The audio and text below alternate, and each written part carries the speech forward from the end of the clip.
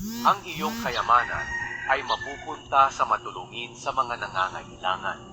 Ang taong hindi sumusunod sa kautusan, kahit panalangin niya ay kasusuklaman ng Diyos.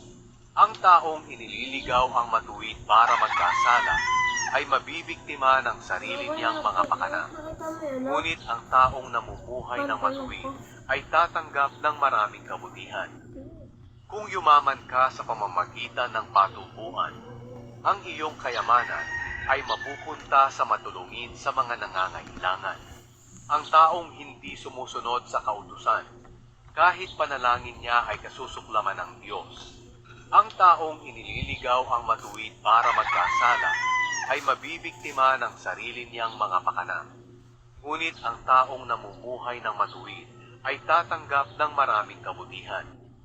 Kung yumaman ka sa pamamagitan ng patubuan, ang iyong kayamanan ay mapupunta sa matulungin sa mga nangangailangan. Ang taong hindi sumusunod sa kautusan, kahit panalangin niya ay kasusuklaman ng Diyos. Ang taong inililigaw ang matuwid para magkasala ay mabibiktima ng sarili niyang mga pakana. Ngunit ang taong namumuhay ng matuwid ay tatanggap ng maraming kabutihan.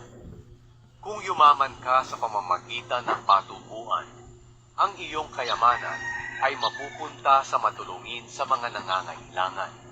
Ang taong hindi sumusunod sa kautusan, kahit panalangin niya ay kasusuklaman ng Diyos.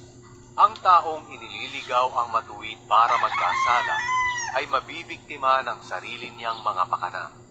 Ngunit ang taong namumuhay ng matuwid ay tatanggap ng maraming kabutihan. Kung yumaman ka sa pamamagitan ng patubuan, ang iyong kayamanan ay mapupunta sa matulungin sa mga